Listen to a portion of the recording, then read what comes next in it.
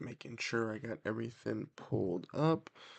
Got that all situated. And I believe we are all set and we are live. Welcome everyone to another weekly live stream here on Suns Digest. I am Bruce Velez. If you're new to Suns Digest, we do these weekly live streams every Thursday, 6 p.m. Eastern, 3 p.m. Pacific, to look back at the Phoenix Suns at their past week, look forward at the Suns and potentially what they could be doing, and ultimately answering all your questions about the Phoenix Suns. In last week's episode, we looked at the Suns at the trade deadline as we saw a master disaster class unfold in front of us, as we saw the Suns not only not acquire Jimmy Butler, but also stir up the rumors with Kevin Durant, and possibly only made one move by moving off of Yusuf Nurkic.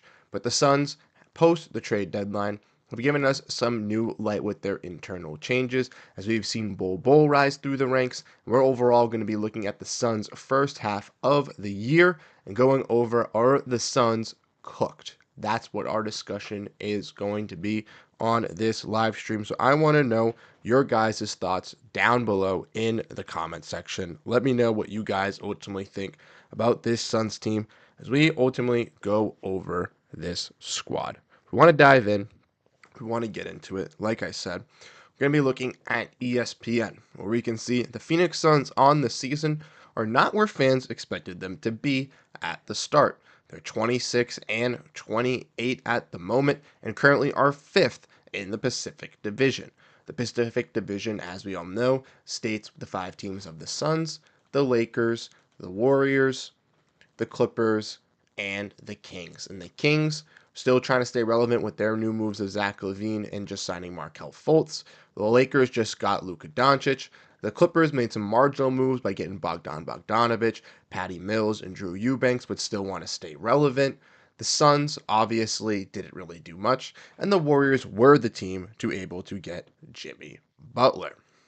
Well, that's unfortunate for the Suns as they look to make a playoff push. And if we want to look at the standings of the Western Conference right quick, we can see if we scroll down here, Phoenix Suns are in 11th, ladies and gentlemen. And I know that off the top of my head. That's the Eastern Conference.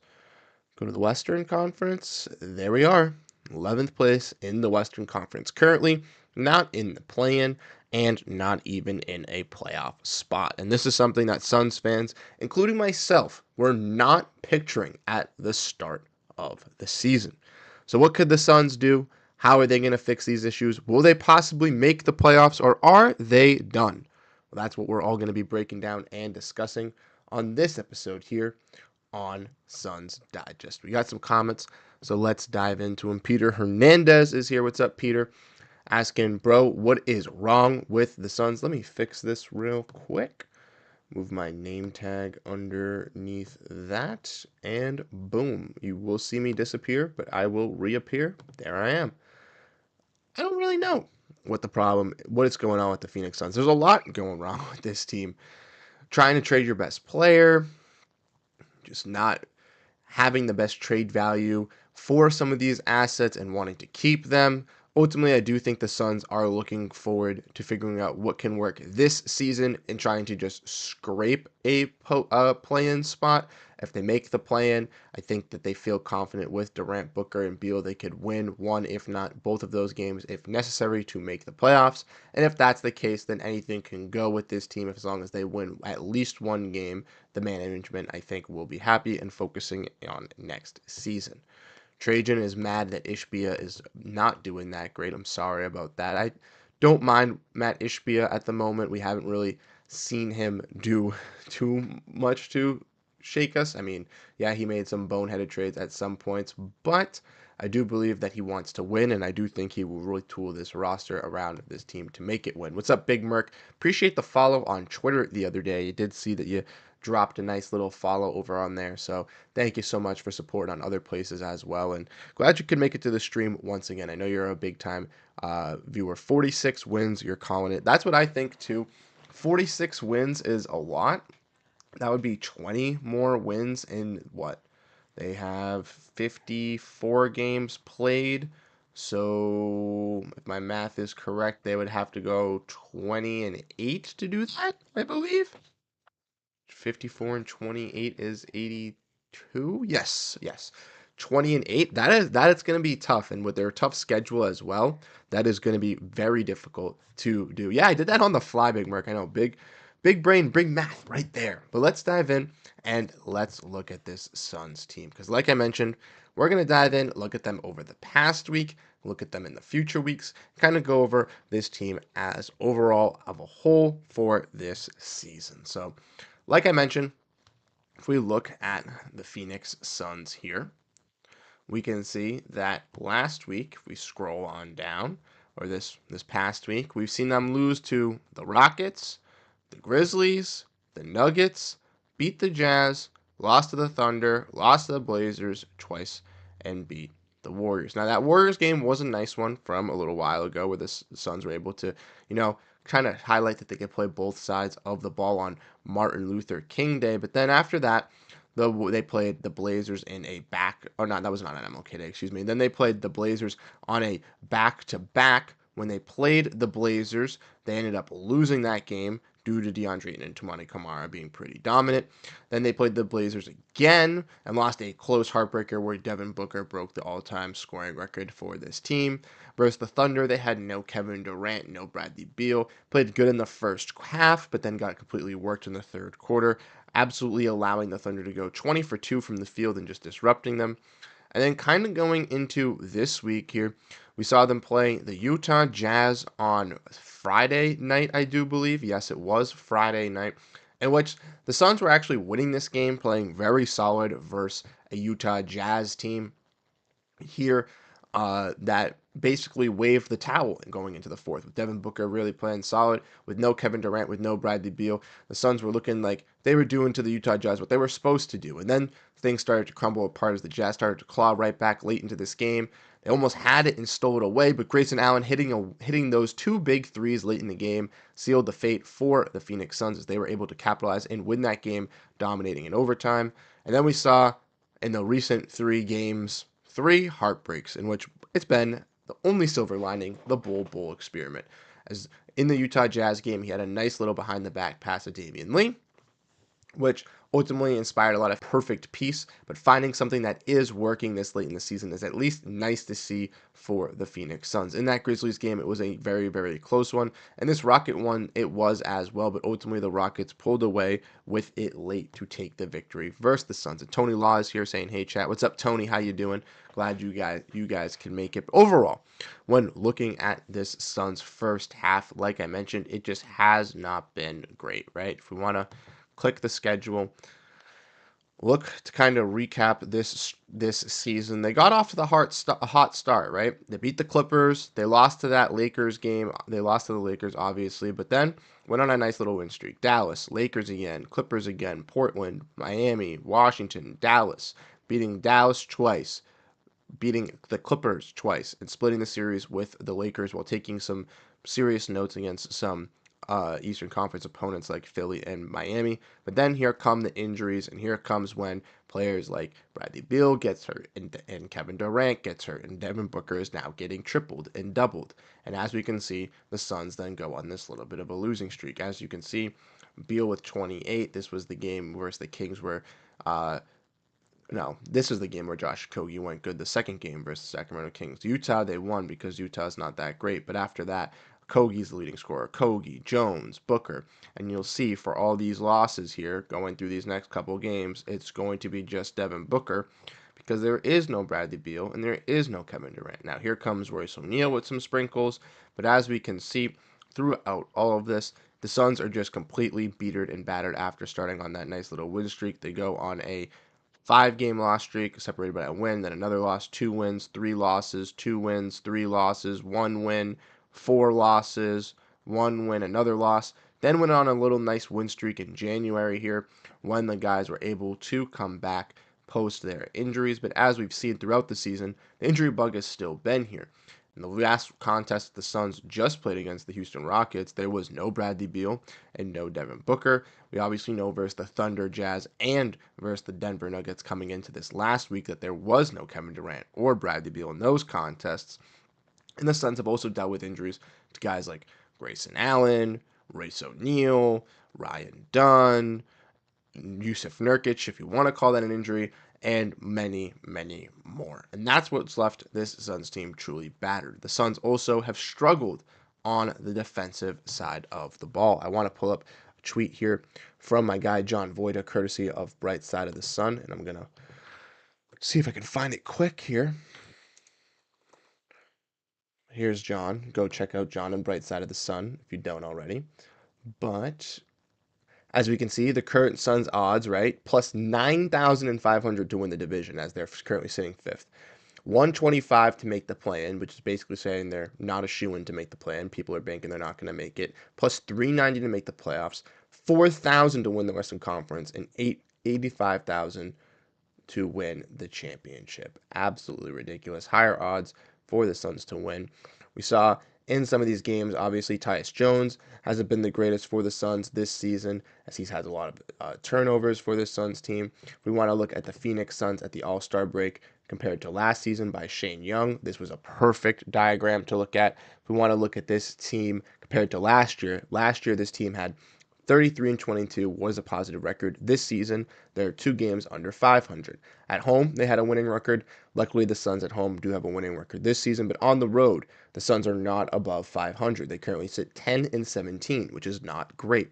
Offensively, 8th in the NBA with Frank Vogel. This season, 13th in the NBA with Mike Budenholzer, a coach that was supposed to apparently unlock the offensive potential of this Phoenix Suns squad. The defensive rating, if you look at this team, was 14th with Frank Vogel. Now, not the greatest, but with a defensive-minded coach, many fans thought that even though that it was at 14th, they could be pretty solid and at least increase the offense. Well, nope, they got worse in both as they dropped to 27th on the defensive rating, which is absolutely atrocious when you look at who they are going up against in the Western Conference and how their strength of schedule looks. The reason why the Phoenix Suns struggle so much in games like this is because they are 27th in the NBA in defensive rating. They are one of the worst defensive minded teams and have no adjustments to go over with that defense. That's why they needed players like Jimmy Butler to bring out that defensive ability, and that's why he was rumored to go to the Suns, because they needed a threat like that. Now, when you look at them in net rating as well, 8th currently last season, 20th this season, completely dropping off. Now, true shooting, they were pretty solid last year. This season, still 6th, so a top tier team. Last season, 16th in assist rate, 7th in assist rate this year, and turnover rate 26th last year, 14th in turnover rate this season. So you do see some ups in the assist and turnover ratio, which was one of the major glaring issues for this Phoenix Suns team last year with running Devin Booker at the point guard position. But as we've seen with Tyus Jones implemented into this starting roster, not the best things have been produced. As we saw in last night's performance, as we look here, if we look at this game from John Voita versus the Rockets, a career-high 6 turnovers with 4 quarter-4 turnovers, which is most in any other quarter. He had a 1-to-1 assist-to-turnover ratio, which is not great for Tyus Jones, who was the high major key addition for the Phoenix Suns on this team when the Phoenix Suns said they were going to bring him in and start him. Now, we want to keep looking at some stuff from John. I want to find some more stats here if I keep scrolling. Come on, where is it? Where's the assist? Where's the offense to defensive one, John? Where's the offensive? Maybe I have to look at media to find that. Maybe it'll be a little bit easier. Where's the offense? Here it is. This is the one I wanted to see. So this is the Phoenix Suns offensive and defensive rating by week. And I thought that this was a perfect tweet to look at, right? If we look here, ladies and gentlemen, we can see that with this Phoenix Suns team, that in week 1 of the season, their defensive rating was a 117, with their offensive rating being pretty high. And as you see, their defensive rating dropped off a little bit, but then ultimately their defensive rating absolutely skyrocketed up to a 130, which is absolutely atrocious, right? And you can see the peaks and valleys. Now, this is by week 5, so this is where the Suns go 0-2. You can see, obviously, in week 1, winning record, winning record, winning record. Week 4, right here, is where their offense starts to kind of peak off because they have the injuries, and their defense starts to skyrocket. By week 5, you can clearly see their offense to defensive ratio is completely atrocious and out the window.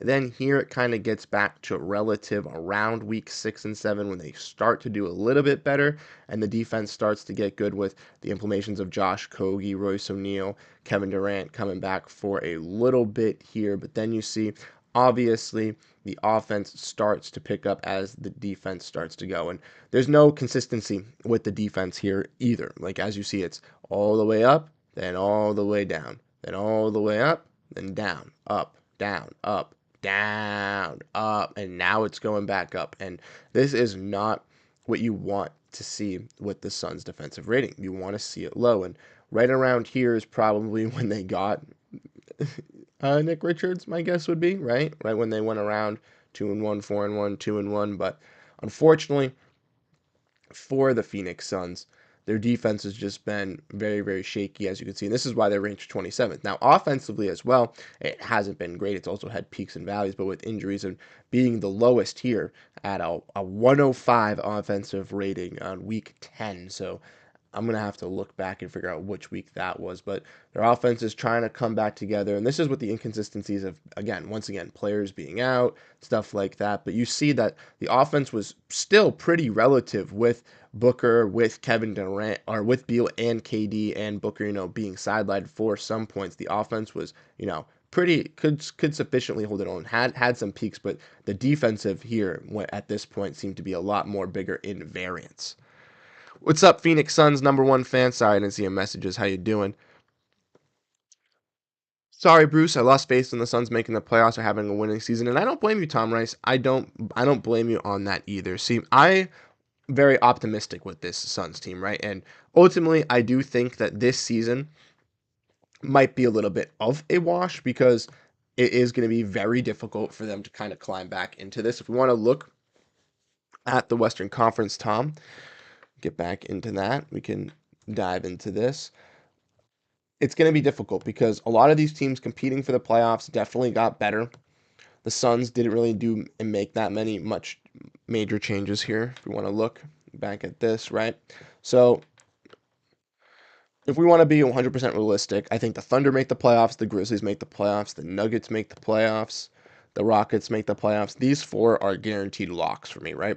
Regardless if they're the Thunder, I think will be the one. I don't know if, they might switch between two. Maybe one of them is going to be the 4, one of them is going to be the 5. But I think the Grizzlies, Nuggets, Rockets, Thunder are all playoff locks, right? Then you get down to here, and you look at these three teams. Even though the Blazers went on that 7-game win streak, yada yada yada, I don't think they're going to compete. And ultimately, I do believe that the Spurs want to be in this conversation. And if the Spurs go on a late game season win streak, they could get into this conversation. But ultimately, I do think that they're going to hold out for next year to kind of make that playoff push with De'Aaron Fox, Victor Wembanyama, and whatever else they would like to add or put around the edges for this squad or whatever they would like to develop and grow with it. So I do best believe that those 4 teams most likely won't make it. Maybe the Spurs would make the plan, but I don't see the Spurs really competing for the playoffs. But if we want to look at other teams competing for the plan, that leaves the Suns, Warriors, Kings, Mavericks, the Timberwolves, Clippers, and Lakers competing for the final 4 playoff spots, which means 3 of them aren't even going to make the playoffs. One of them is not even going to be able to have the chance to compete for the playoffs, which is pretty wild. Now, the Lakers trade for Luka Doncic. Still need that center, so we'll have to wait and see what they do. I'm not a big fan of Alex Len, but I do think the Lakers will be in the playoff talks and contention. I don't necessarily know if they'll be the 5th seed. I do see them falling a little bit here, but I don't know. The Clippers are a team that I think are going to be either in the playoffs or in the play-in, and I think they're a guaranteed lock as long as they don't see any major injuries come towards them. The Timberwolves have seen some injuries with Julius Randle and stuff, and Dante DiVincenzo and kind of monitoring their team, but I still think that they'll make the play-in. The Mavericks I've seen Anthony Davis go down with injury now. Depending on how severe that is, they could be a team that falls. So I think the Lakers, Timberwolves, and Mavericks are 2, 3 teams that could fall. Maybe bump up the Clippers. I think the Kings are definitely going to be moving up. I think they're going to be going on a little bit of a win streak here with Doug Christie. They already did, and now with their new face lineup, they're on a 3-game win streak. So they just added Markelle Fultz. I'm really liking their chances. And then the Warriors, I think, are a little bit shaky alongside the Phoenix Suns. I think the Warriors and the Suns are going to be that kind of last team kind of competing for it, depending on if the Mavericks, Timberwolves kind of fall. So I'd say not in any particular order, but you got the top 4, you got the Clippers making it, you got the Kings making it. That's my 6. Then I would say the play-in would consist of the Lakers, Timberwolves, Mavericks, Warriors, Suns, those 5 teams trying to make those last 4 spots. I'll give it to the Lakers because they're going to have LeBron there and Luka Doncic. I think they will make it. I think the Timberwolves ultimately will get it done. So then, yeah, it will come down to the Mavericks, Warriors, and Suns competing for those last 3 spots. With looking how the Suns have played and how they're on a 3-game lose streak, 3-7 in their last 10, and being the toughest schedule, I would not be shocked if they do not make it. But I think ultimately, depending on how banged up Dallas does come down with these injuries, we could see them slip. And depending on how Golden State starts to mesh, we could see that maybe follow through for the Suns to make the plan. But even if the Suns make the plan, they're going to be the 9 or 10. So I definitely do think they would have to win 2 games to make the playoffs. And that's going to be a tough task to ask for these guys in Kevin Durant, Devin Booker, and Bradley Beal, even though I think it can be done. But I would not be shocked. Definitely would not be shocked. That's a lot of ifs, and I would say the Suns making the playoffs is probably making the play-ins probably a 40% chance.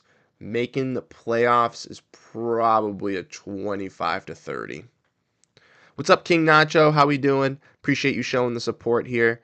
Really do appreciate it. And just letting you guys know, for all the Suns Digest fans out there that would like to see me on other Suns stuff, I recently have just joined the Suns Planet Pod, where King Nacho was just over there last week. And I do want to let you guys know that on Saturdays I will be going live over on there on YouTube with my boys Fallen Founder and boys Fallen Founder, aka Jake, and Kevin. So if you guys want to go check us out over on Suns Planet Pod, if you want more Suns information, definitely check that out. We have a very fun episode coming this week, which is going to be super, super cool. And I'll also be doing these live streams still on Suns Digest and still doing content on Suns Digest as well. That's also just another place to find more Suns content where I am there.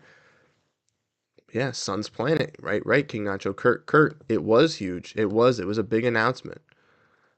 Yeah, it's gonna be hella tough, Big Merc. I agree. That's what I'm saying. It's kind of ridiculous. And if we look at the Suns' schedule, right? Phoenix Suns remaining schedule, and then we'll get into some talk about what the Suns should do next season, because I see some comments about that as well, right? So post All-Star break, they got the Spurs. Now that's a team that's probably relatively close to them. Victor Wembanyama is going to be tough to guard. Bulls, I could see them beating. Raptors, I could see them beating. Grizzlies is going to be tough, but they were close in that one last time. Back-to-back games versus the Pelicans, those are winnable. Um, then you get Timberwolves, Clippers, Nuggets, Mavericks. In that kind of slate, you got to win at least 1, if not 2. Grizzlies, Rockets again. Both of those were close last time. Kings, Lakers, Raptors, Bulls. We got a lot of Raptors Bulls games, which is nice. Celtics, Knicks, Celtics again. Warriors, Thunder. There are some tough teams, but the Celtics on April 4th, I won't lie. I mean, they'll probably throw out their best lineup, but if they're locked in at a certain playoff spot, they might not care at that point 9 days later if the season ends. Being 100% honest. So it's all going to come down to the end for the Western Conference, and I ultimately do believe that. I think it's going to come down to the wire. It's going to be the last game of the NBA season. They're going to make it TBD, and it's going to be displayed everywhere. Winner makes the NBA play-in, and it's going to be 2 teams competing, or winner, if this team wins, they make the play-in. If this team does, then the team that's not playing makes it. Something like that. It's going to be very, very sick. Rampy's here as well. What's up, Ramp? I believe in the Suns. I hope so. I hope they can come through. I'm really hoping.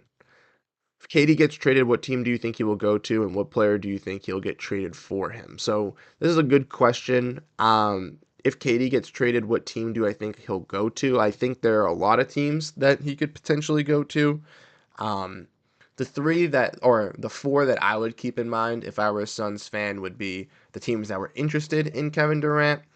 So Thunder, potentially as a destination if they don't win a championship.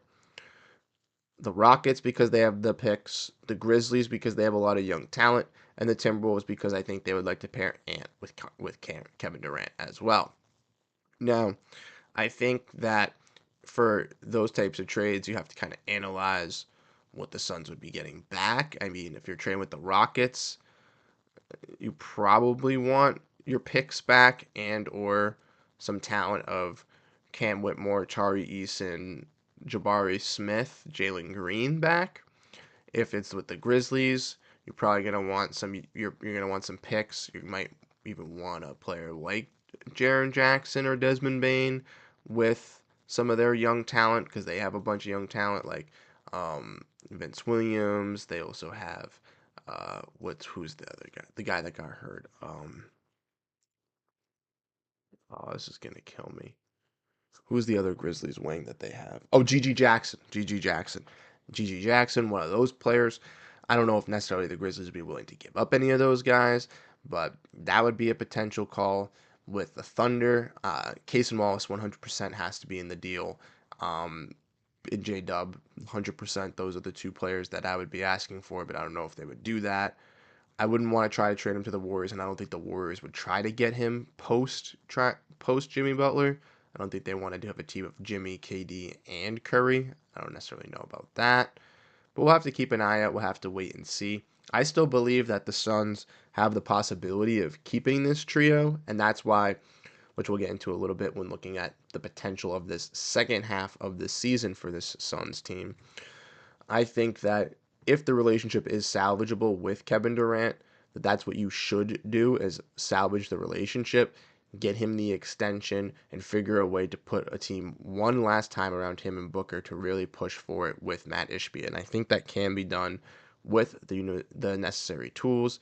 The Suns still have some of those draft picks from the Utah Jazz and from that Utah Jazz trade. They also have some seconds as well. They could be able to waive other players on this roster in Misic and Martin next season, which would free them up in salary cap to drop below the first apron.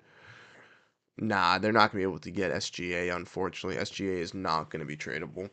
But then after that, you try to trade Bradley Beal while you're underneath the first apron, which if you're underneath the second apron and in the first apron, it's a little bit easier because you can take more money back when you send out a player. So if the Suns were to trade Bradley Beal and his $50 million, they could take back two players worth 58 or 60 or whatever they needed to do to be able to get off the no trade clause to then use those players in other trades or to keep them on their roster to build around Durant and Booker to push for a championship and then use the remaining money to either pursue guys in free agency as they'd have MLE to use or anything like that. But that's honestly all next season. That's all speculation. That all depends on what the Suns do this second half of the year. Because coming into this second half of the year, the Phoenix Suns still have to present themselves as a winning team to satisfy Devin and Kevin. Because if not, if they said, we're going to tank, we're not going to push for the playoffs, we're not doing anything, then they're screwed because they not only wouldn't have that pick in the draft to where it could go to another team getting a high lottery pick in which the Suns would not be getting any value for it, but also they'd be furious and pissing off their other two stars in Kevin and Devin by not getting them to the playoffs or giving them any chance to compete to win, therefore making both of them want to be traded and resetting them. So the Suns still have to win. They still have to try their best regardless of the lineups that they throw out there, and that's why there have been some changes. That's why Bol was used off the bench with no KD and with no Nurkic. They universally had no one else to throw out there, and now that Bol has been working, they are just kind of throwing him out there and he's sticking to it, which is absolutely great. But Suns fans wanted to see that at the beginning of this season. You know what I mean? We'll have to see how players like Misic and Martin really do fit in with this team and how they can excel for the Phoenix Suns. But That's ultimately my thoughts and opinions, and then you kind of see how they can present themselves. Martin said he can be a little bit of a Swiss Army knife. I'd like to see that on the defensive side. Having him, Durant, Dunn, and Royce as some quality wings would be very solid. Misic can help up in that guard room in case players like Tyus don't really do that great. I'd love to see Monte Morris kind of get a little bit better. Then I'd see some defensive help with that. Grayson Allen has been good in that Jazz game, has been clutch for the Suns in some sporadic instances. But ultimately, going into next season, I don't know if he's a necessary piece for the Suns to keep. They could use to trade him. But yeah, just keep an eye out on everybody. Like I said, next year they have KD, Booker, Royce, Grayson, Ryan, Oso, Nick, I believe, under roster. So that's like 7 or 8 guys. So there will be retooling regardless. And then they obviously have Beal, and they'll still be looking to get off that contract as well. Grampy, yes, Bobo has been hooping 100%. I don't think we'll be able to get Chet. There's no way.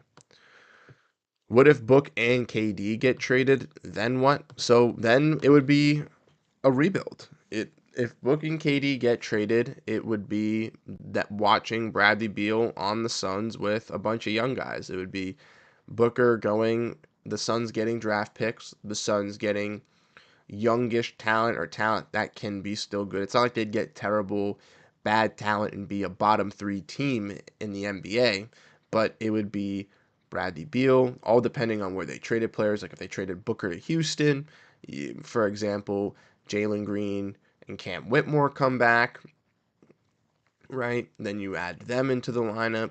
Then you trade away Kevin Durant. You get, I don't know, Kaysen and J Dub. Then you have a team of Beal, Kaysen, Jalen Williams, Jalen Green, and Cam Whitmore as young talents. Like that's just me spitballing. I'm not saying that's exactly what they're doing. I'm not saying that's exactly what they're getting, but those are just possible names. You just have a bunch of young guys or guys with potential to be able to blossom or break out with players like Nick Richards, Grayson Allen, Royce O'Neal, all of that. And then they would ultimately then use those contracts maybe to get even younger assets or younger players to fit in with those guys to help them out. And then the Suns would go in that kind of direction. KD or Book get traded to the Bulls, we need Vucevic. Well, I think that if KD or Book got traded to the Bulls, unfortunately, Vucevic wouldn't be needed because it wouldn't really help. I think if Beal got traded to the Bulls, getting Vucevic would help. I think that's 100%. And I think that if Beal got traded, there are a plethora of teams that I would like him to go to. And if we wanna look at that real quick, I can pull that up. I had a tweet about it before the deadline, so let me see if I can pull it up here. But I came up with a list of teams that I would like to see Bradley Beal on, and oh, I hit the wrong button. I don't know if these teams would be possible or would be interested, but we did see that Bradley Beal was interested in, or two teams that were interested in Bradley Beal were the Wizards and Hawks. And I mentioned one of those teams as one that I really, really liked for this Phoenix or for Bradley Beal, depending on what the Hawks were going to do. And the Hawks have obviously kind of showcased to the NBA what decision they're heading. So we'll have to wait and see. But as I scroll down on my Twitter to find this, where where is it? Here it is. Boom. Let's bring this down. Perfect. Oops. Hit that. Bang. Teams that make sense in my mind for a Bradley Beal trade if the Suns look for it now or in the off season. Okay? These are the 5 teams that I think that could potentially trade for Bradley Beal. And I'm going to give my reasons why. The Nets.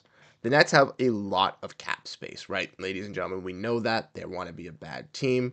But could they take on a bad contract like Bradley Beal to ultimately just kind of use as trade value or to give Bradley Beal a starting job. And ultimately, Bradley Beal would have to go to Brooklyn, would have to want to play there, but and that's the question that does remain. Would he want to go to be the number one star and have to play there? I don't necessarily know, but I think that's an option. Chicago was a team that was ultra interested in acquiring for Bradley Beal. Bradley Beal didn't necessarily want to go to Chicago. Chicago has tradable contracts, like we mentioned. They have Vucevic, who could be a player that could very, very much help the Phoenix Suns with rebounding and interior scoring, which, even though he's a little bit older, would be, a valuable center to have alongside another guy in Nick Richards if those were your 1 and 2 centers with Oso Iguodala. Could also try to get back another player like Javon Carter or um, Taylor Horton Tucker, or maybe even a Kobe White to add some more offense to your game, trying to trade away a player in uh, Grayson Allen or something like that. There obviously would have to be incentivized draft capital coming from the Phoenix Suns, but if next year the Suns are looking to do this because they can't make any trades because the trade deadline has already passed, we all know that the Suns would be underneath the second apron next year, so they could take on more money than they send out. Now, the Hawks are another interesting team because they were a team that I thought he would fit in very well if Atlanta went the Young route. And by that, what I mean is trading Trae Young and going in that direction. And before the trade deadline, that wasn't really decided. But with Jalen Johnson getting hurt and with them trading away DeAndre Hunter, it's looking like Trae Young's potential, and trading away Bogdanovich, it's looking like Trae Young's future in Atlanta could be becoming uncertain. So if the Hawks are looking to do a deal in which they are trying to trade Trae Young, they could potentially take back a contract in Bradley Beal with additional draft capital alongside whatever they want as added on with Trae Young in a 3-team deal to be able to take back and get a massive haul for giving up a player in Trae Young who could definitely help out another opponent, similar like the Orlando Magic or potentially, I wouldn't say the Lakers. Who else could Trey real the Heat maybe, depending on where he ends up going. I think that could help. The Magic are also another team. Now I think the Magic would kind of have their sights set on some other players differently than Bradley Beal, but they do have some tradable contracts, and they are a team that hasn't had all their extensions kick in yet, which could make it a little bit easier for them to acquire a player in Bradley Beal. They have tradable contracts and guys like Jonathan Isaac, who could also help out this Phoenix Suns team, Cole Anthony, amongst many others. But ultimately, I don't think it's the best package for the Phoenix Suns, and I don't think it is the best destination for the Bulls. And then the Pistons were one as well. This was more of a deadline one, as I felt like they needed the additional offense with Jaden Ivey being out, and with next season him coming back, they might not necessarily need a player like Bradley Beal. But if they wanted to pursue some extra scoring and extra shooting off the bench as a veteran piece, they had some tradable contracts and wanted to do some sign and trades with Tobias Harris, Tim Hardaway Jr., and other contracts like that. Necessarily, they might not go to the Suns, and that might go to a third team where the Suns would get some better capital. But that could be a deal that could get done as well. Ultimately, out of all of these kind of predictions, when looking at it right now, post trade deadline, the two that really make sense to me are the Hawks and the Bulls, just because I do believe that the Chicago Bulls will be a team that are interested next season in kind of making some big time moves. And if a player like Bradley Beal is on the open market and the Suns can get, instead of just one player back in Jimmy Butler because they're in the second apron, and get multiple players back, it could definitely be a little bit easier for them to find some tradable contracts, like a guy Nikola Vucevic who makes around 20 million, and like I said, another player that makes around 15 or 20 million as well for the Phoenix Suns. And with the Atlanta Hawks have some flexibility because they have players in Trae Young and Clint Capella that they want to send out, so they could take on a contract like Bradley Beal while sending out a player like Trae Young to a third team, and potentially sending even a guy like Clint Capella on a sign and trade to Phoenix to help them out with a rebounder or something like that. That's something that I've kind of cooked up in my head really recently. I think a 3-team with Atlanta kind of makes sense. It'd fit in alongside Dyson Daniels as another scorer, Zachary Zarche, Jalen Johnson, Onyeka Okongwu. It would work for Atlanta as they would kind of be going with that young movement, but also it could work out for the Suns. Now, the Wizards were a team that did contact the Suns alongside the Atlanta Hawks for a potential Bradley Beal trade, but Bradley Beal did not want to go back to either of those places. But potentially the Wizards could be back in and involved as they have some tradable contracts and guys like Marcus Smart, Malcolm Brogdon, Chris Middleton that they could potentially look to flip for a guy like Bradley Beal in extra draft capital if they wanted to take him back. But I don't think Beal would want to go back to Washington. Like I said, I think the Bulls and the Hawks are probably the two best places, and I think Atlanta makes the most sense in my opinion. If I'm the Phoenix Suns, that's what I'm trying to do. I'm trying to get back any type of value from Atlanta. And Atlanta has some tradable contracts. Like I mentioned, you could do a signing trade where you get players like Larry Nance and Clint Capella. I'm gonna look at Atlanta right now while we discuss them. Let's look at their contracts real quick, right? Because Beal obviously makes a rough $50 million, right? So to obviously get that, you'd have to get Capella, who makes around 20. Karis LeVert makes around 16. That wouldn't be a bad acquisition either, as well, if you're the Phoenix Suns. And like a Larry Nance Jr. or Kobe Buffkin, maybe, if you wanted to, right? If you could trade away Bradley Beal, get Clint Capella, Karis LeVert, and Larry Nance Jr. for Larry Nance is 16, 11, that's 27, 22, 49. There you go. Right then and there. 3-for-1 deal right there. Clint Capella, Larry Nance, Karis LeVert. 3 players for Bradley Beal. You add on those draft picks, right, that the Phoenix Suns have. They're obviously not going to be getting these straight guys on the contracts they're on now.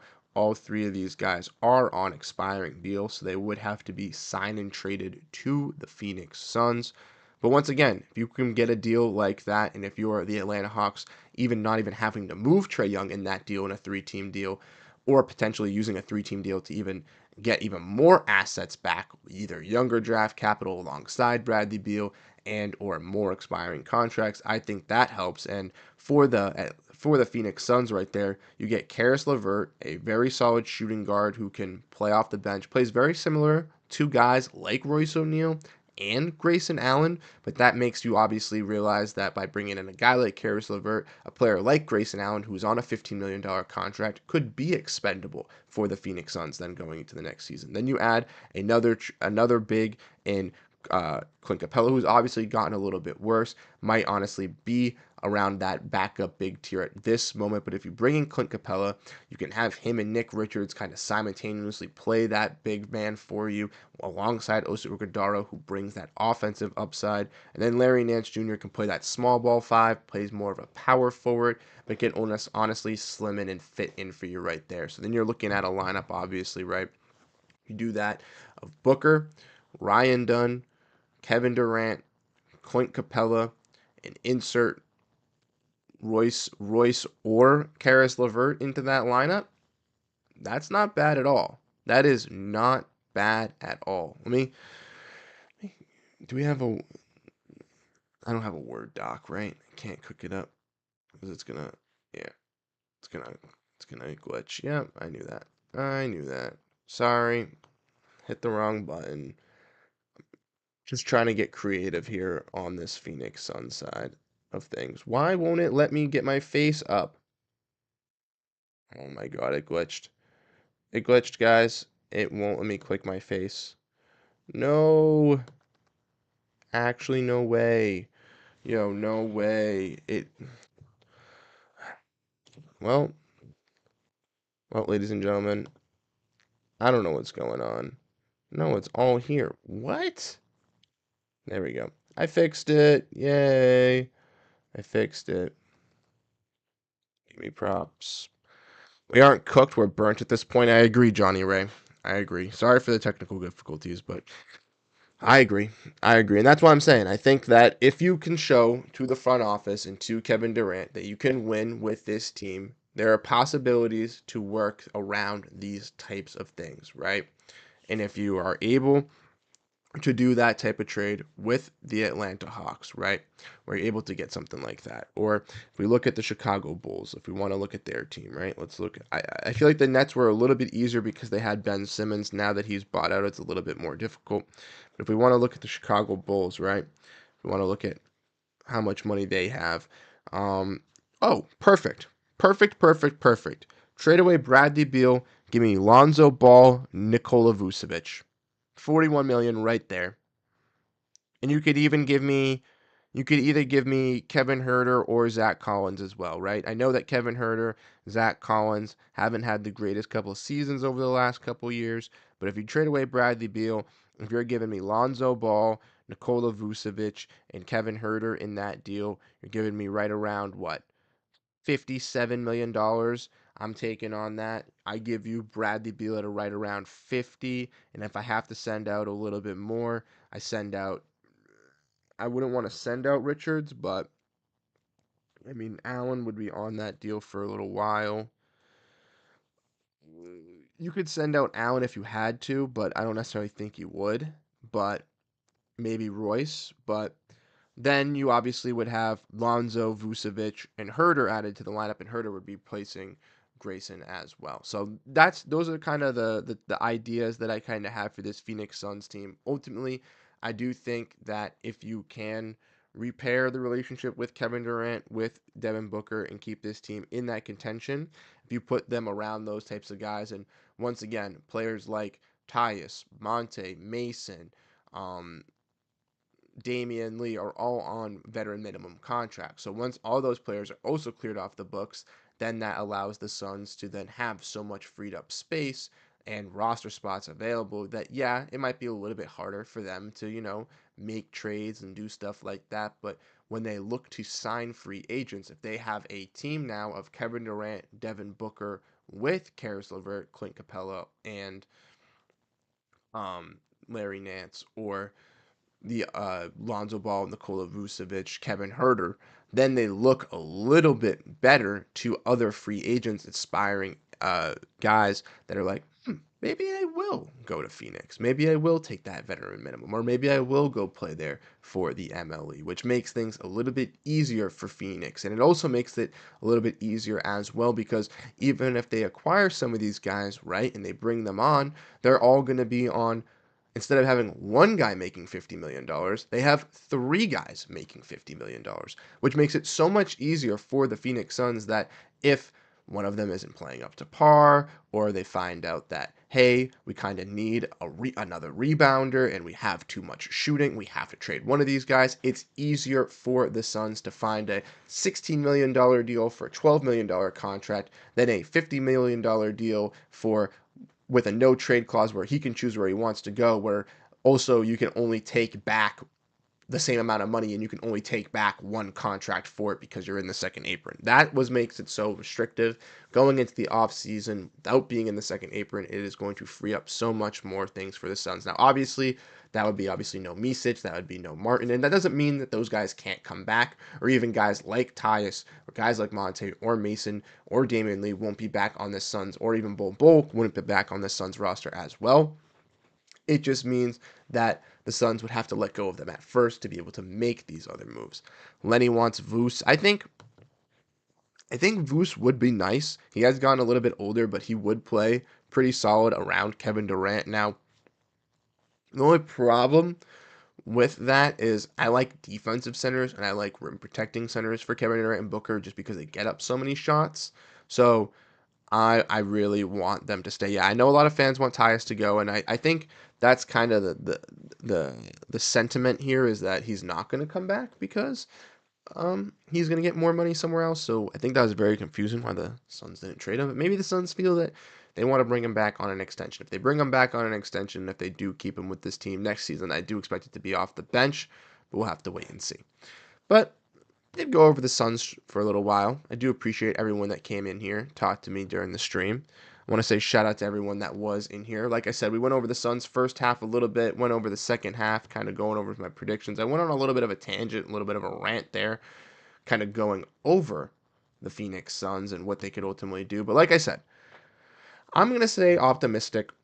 I'm going to say that they try to keep doing this, right? They try to keep winning, try to keep pushing, and then worry about this in the offseason. Now, ultimately, we could get to the offseason. Things could have crumbled. Relationships could have been blossomed. Kevin Durant could want to be out. Booker could want to be out, and that could be just it, just like that. But ultimately, with Kevin Durant wanting to stay in Phoenix, I do not want to get put up on that. And we saw the highlights with Jimmy Butler, always going to Phoenix. Well, guess what, ladies and gentlemen? It did not happen. So I'm not believing anything until Kevin Durant is announced that he is getting traded.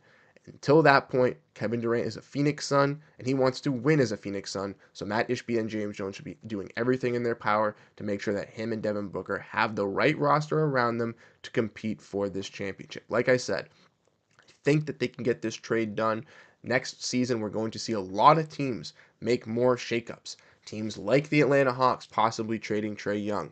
We're going to see players like other teams interested in tanking, stuff like that, taking on other picks. And I do believe that there will be franchises out there that will have money, that will be interested in taking on a Bradley Beal contract now that there is one less season on it now, as it will only be a 1+1 going into next year, where they'll only be taking on $110 million instead of his $160 million, which is a little bit cheaper, a little bit easier to get off as well. And who knows? Bradley Beal can still provide great offensive production. We know that as a player, as he's done it for the Suns off the bench. He just doesn't fit in with the team as a constructural fit, because they have three players who need the ball in their hands. But on a team like Chicago, or on a team like Atlanta, with players around him like Dyson Daniels, Josh Giddey, Kobe White, they would get him the ball and make sure that he could get those shot opportunities up while still starting, but also playing a better fit into their roster, as Atlanta would obviously have Daniels, Reza Shea, Jalen Johnson, and Yeko Kongwu, all these athletic wings and defensive people around him. And with the Bulls, they'd obviously have some pretty solid players as well. But like I said, let me know what you think down below in the comment section, how you guys ultimately feel about this Suns team. I want to give a big shout out to everybody that did tune in, to everybody that did comment down below in the comment section, as you guys are absolutely fantastic. I want to give a shout out to Saul, saying Suns still have a shot at the playoffs, so I'm glad that I'm not the only one that thinks this as well. Shout out to Lenny for saying thanks for the stream. Thank you, King Nacho, Johnny Ray Lopez, Josh Crampton, Deuce Musick, Phoenix Suns #1 fan, and Peter Hernandez and Big Merc for all contributing in the chat. You guys are absolutely fantastic. If you guys do enjoy the content, like I said, you can catch me on the Suns Planet Pod as well from now on, as I will be joining that show for the foreseeable future. We'll be going live on Saturdays, 11 a.m. Eastern, 9 a.m. Phoenix Suns time. So make sure, if you guys want to see more of me, you check me out over there on YouTube. You can also check out my writing as well for the Phoenix Suns at Last Word and or on Bright Side of the Sun, alongside with Suns Digest. The Suns are going into the All-Star break with one All-Star in Kevin Durant, but just because that's happening doesn't mean the content is going to stop. We'll be having a lot more come out for the channel, so make sure to stay up to date on everything by hitting that subscribe button, hit that like button, and let me know how you ultimately feel down below in the comment section. Like I said, you guys are absolutely fantastic. Thank you guys so much for tuning into the stream, and we'll catch you guys next week, next Thursday at the same time, once again, 6 p.m. Eastern, 3 p.m. Pacific, 4 p.m. Phoenix Suns time. Till then, folks, hope to have a great rest of your day. I'll catch you guys in the next one. Peace out and go, Phoenix Suns.